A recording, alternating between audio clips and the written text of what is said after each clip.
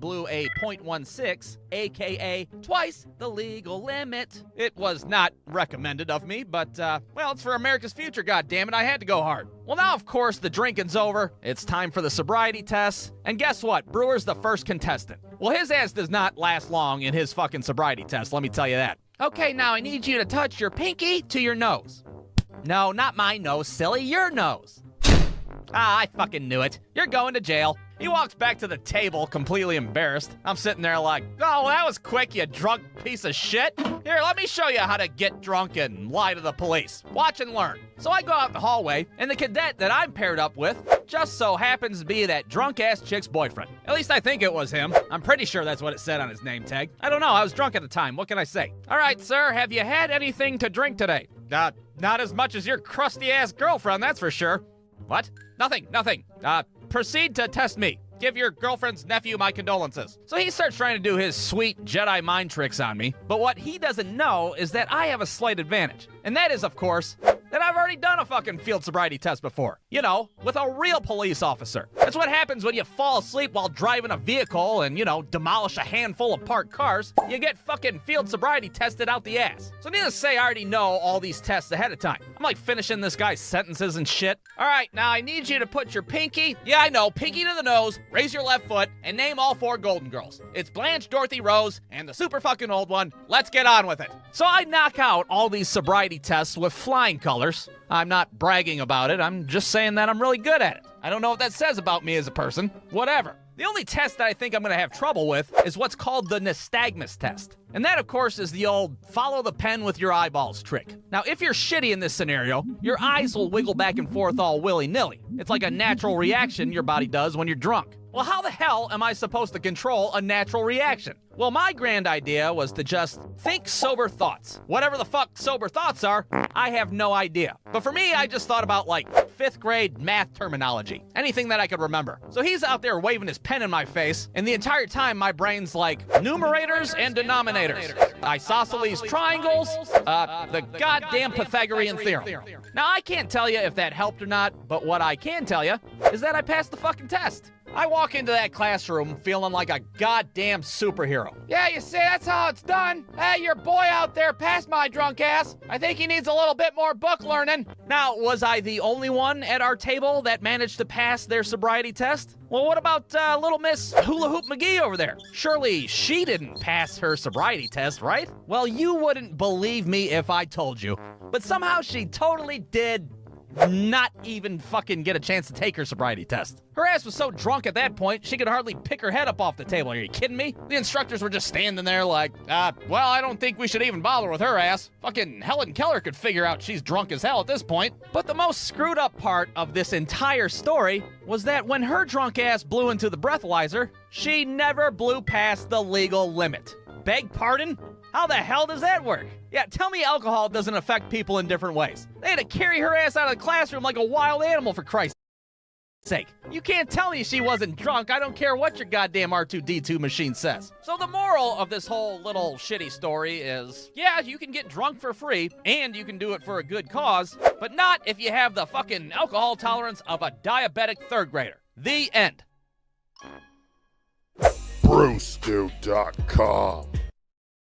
Alright, now when I was a kid, Pokemon cards were a big deal. And I know I've already made a video about this, but to put it simply, the more Pokemon cards that you had as a kid, the more cool you were as a kid. Especially if you had a bunch of those holographic, sparkly bad boys. Those cards determined your status on the playground back then. I get to be quarterback. Why do you always get to be quarterback all the time? Well, because I have more sparkly Pokemon cards than you do, so give me the goddamn Vortex football. But out of all the Pokemon cards, nothing compared to the Granddaddy holographic Charizard, the Cadillac of Pokemon cards. And I'll never forget the day that I got my holographic Charizard, because it changed my whole damn life. People on the street start looking at you different. Whoa, careful, Susan, that kid's got a holographic Charizard. I don't know what the hell that means, but I think it's dangerous. All of a sudden, you're big and bad, just like the big fire-breathing bastard that's on that card. Hell, it might as well be a picture of me on that card. I'm so badass. So naturally, I had to take this thing to school and show it off to all my dumbass friends. Holy smokes, is that a holographic Charizard? Yes, it is, Ricky. Can you not spit all over me like I'm some kind of goddamn Olsen twin? Oh man, that's crazy. Can I touch it? Not on your life, Jacob. But I tell you what, I'll let you smell it if you want.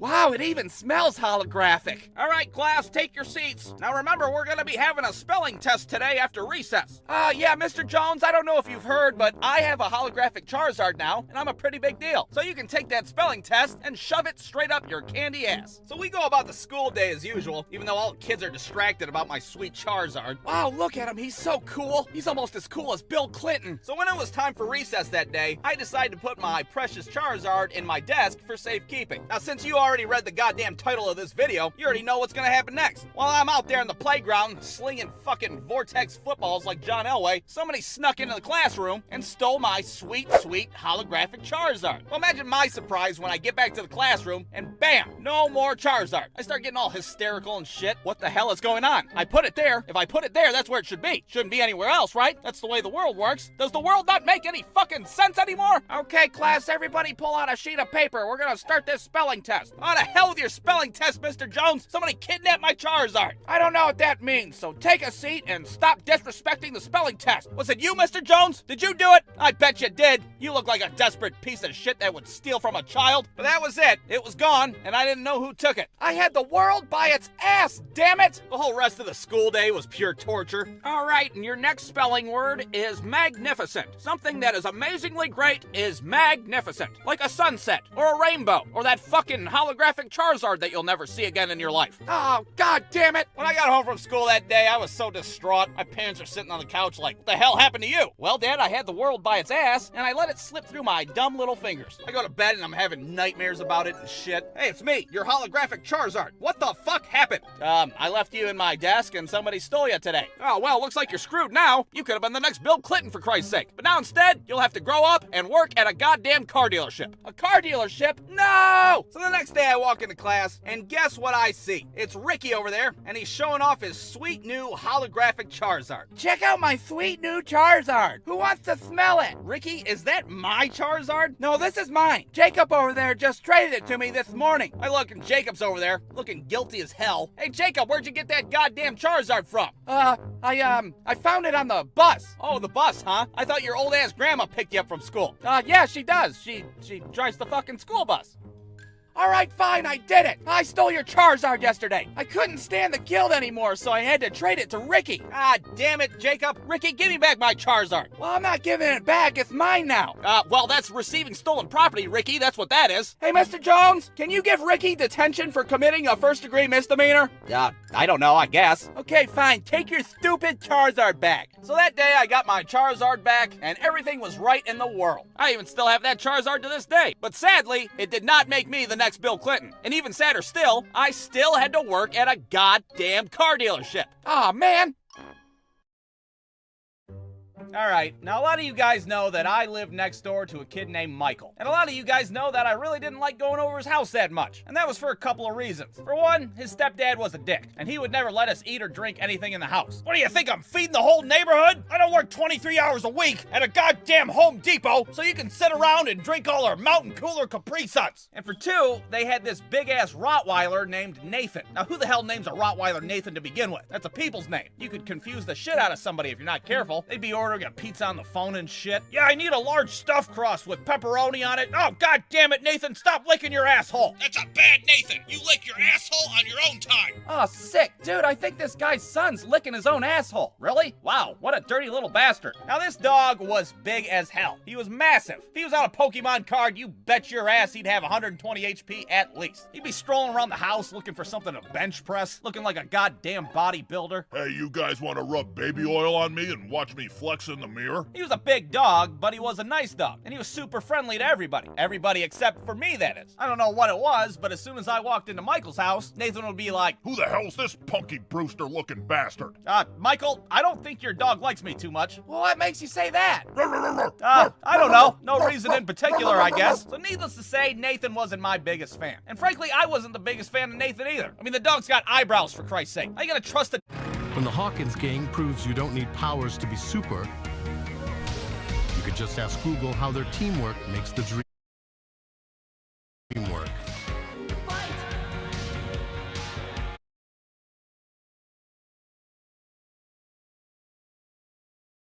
Turns out friendship is the superpower.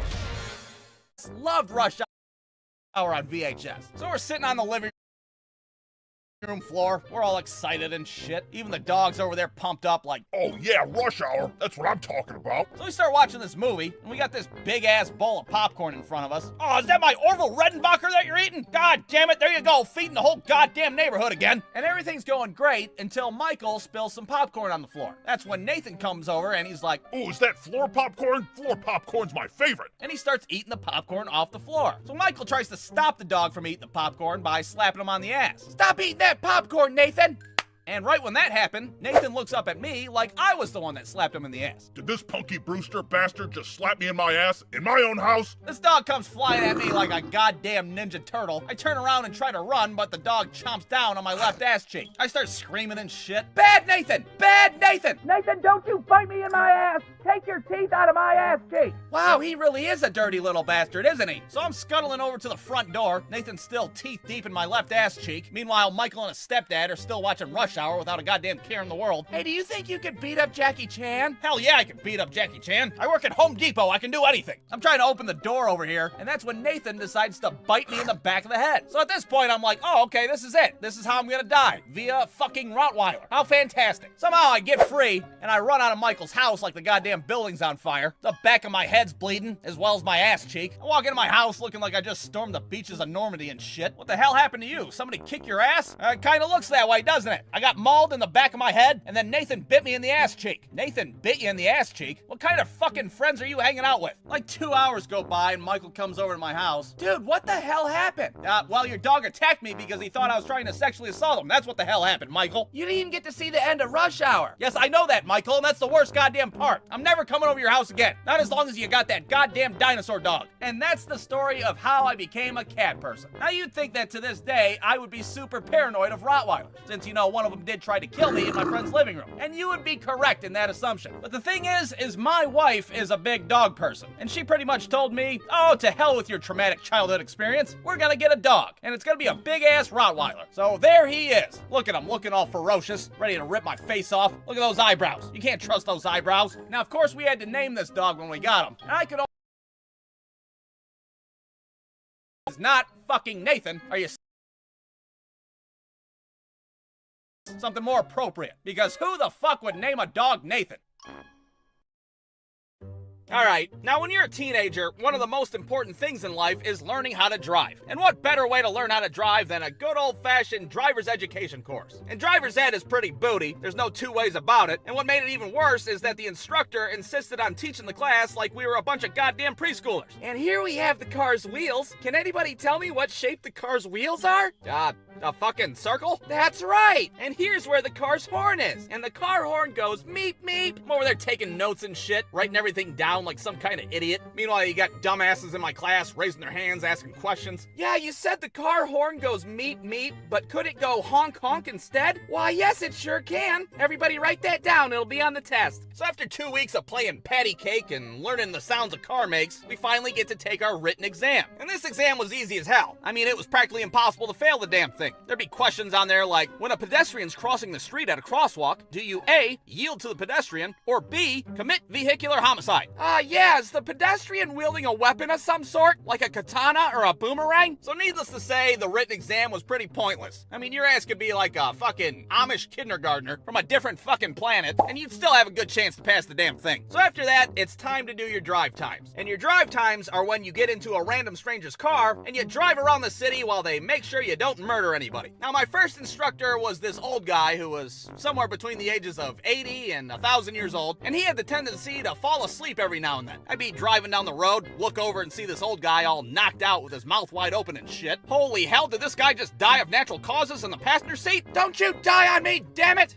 Oh, what happened? My second instructor was this lady that would have me drive her all over town so she could get her errands done. Like I was her own goddamn personal chauffeur. We would go to the bank, we would go to the laundromat, hell, we'd even pick her kid up from school at some point. Now, why she would have her kid in the back seat while some dumbass 17-year-old runs over curbs, I have no idea. But she was so comfortable with me, she would go into a store and just leave me and the kid in the car by ourselves. The kid would just be staring at me in the back seat and shit. Hey there, champ. You don't have to worry about me. I'm not like a kidnapper or anything. Are you my dad? No, the fuck I'm not. I'm not a kidnapper, and I sure as hell ain't your dad either. So after 8 hours of driving with a Civil War veteran and babysitting some lady's kid, I was finally able to take my road test for my driver's license. Now, I was a little nervous taking this test for 2 reasons. For one, I'm using my friend's shitty-ass Kia Rio, a car that looks like it was made out of garbage. And for 2, I'm gonna have a police officer riding shotgun, breathing down my neck, making sure I don't do anything wrong. You better not screw anything up. If you fucking fart too loud, I'm gonna fail you on this test, and I'm gonna tase you in the face. So the test starts off, and I'm doing pretty well. I'm obeying all the traffic laws. I'm 10 and 2ing it on the steering wheel like a good boy. But things start to take a turn for the worse when I go down a side street, and there's some idiot on a bike in the middle of the goddamn road, just taking his sweet-ass time. Sure is a nice day out today. A perfect day to fuck up some kid's driving test, that's for sure. So since my driver's ed teacher was an idiot and just taught us the sounds the car makes, I didn't really know what to do in this situation. So I start to panic and honk the horn. And I swear to God, the fucking horn on this Kia Rio's like, meep, meep.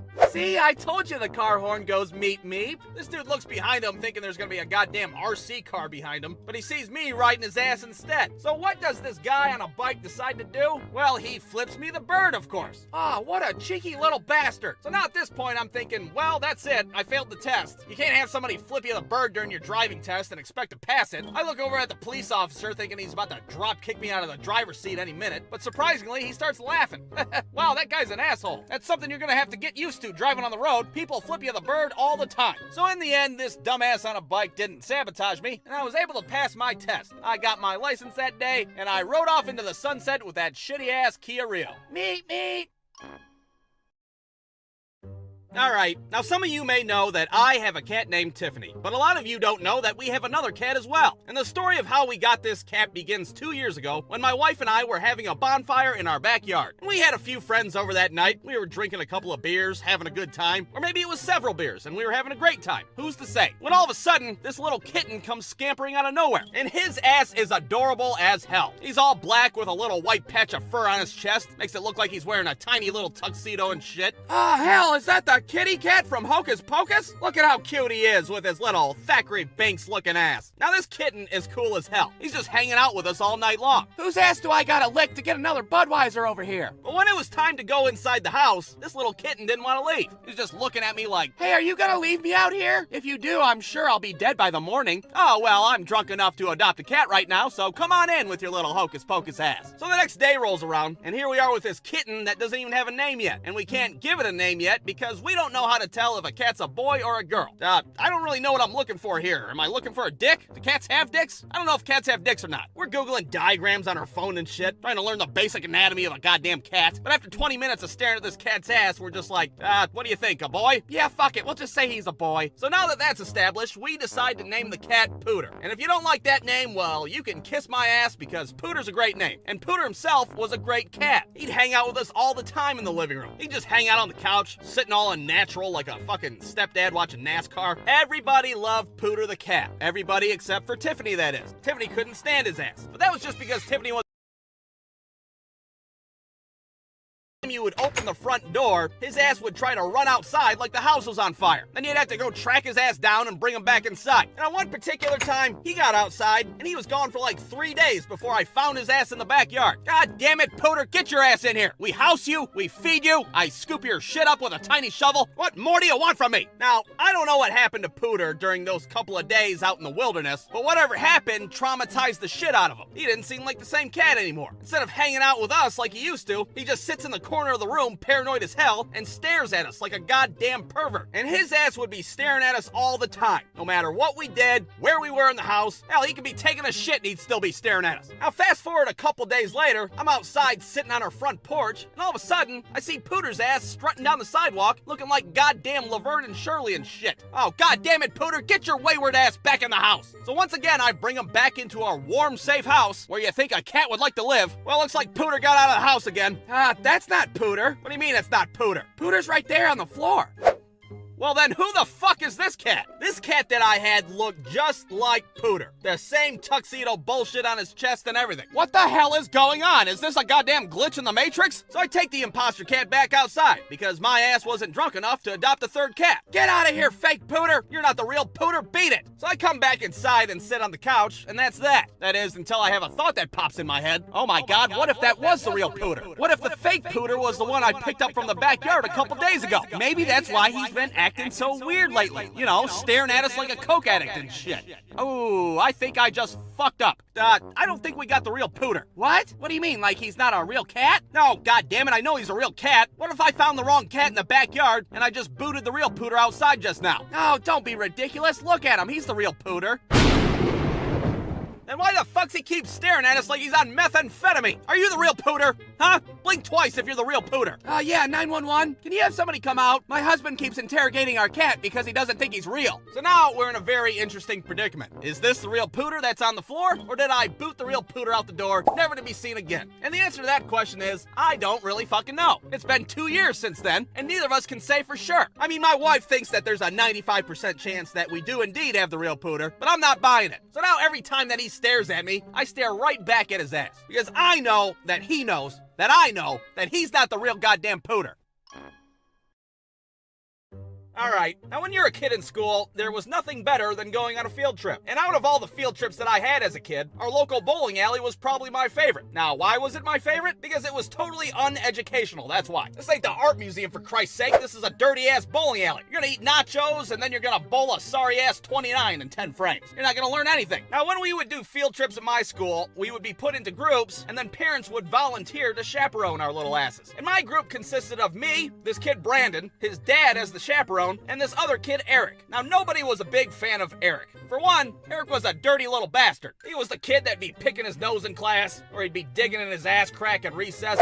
You know, that type of kid. And for two, he was always putting shit in his mouth, because, you know, he's a dirty little bastard. Hey, you guys, look, I found this used Band-Aid on the ground. Oh, God, Eric, don't do it. Oh, sick! God damn it, Eric, you're gonna get bacterial meningitis or some shit! What the hell's the matter with you? So needless to say, taking Eric to a dirty-ass bowling alley probably wasn't the best idea. But off we go into Brandon's dad's car. And I have to say, Brandon's dad was not the best chaperone. We were in the back seat with no seatbelts on and shit. His dad's telling us stories about shit that you probably shouldn't be telling a bunch of 9-year-olds. Yeah, last time I was at this bowling alley, I got my second DUI and I went to jail for 6 months. Of course, I had a hooker in my car at the time, so that sure as hell didn't help. So we pull up to this bowling alley that's smack dab in the hood. There's like crackheads on the sidewalk and shit. Hey, do you guys have any bourbon or barbiturates? Nope, just these small children. You want one of them? Haha, I'm just kidding. Seriously, don't tell your teacher I said that. So there we are, a bunch of children at a dirty-ass bowling alley. There's nothing but a bunch of old fat dudes there smoking cigarettes. Is this really a good place for a field trip? Probably not, but your parents signed the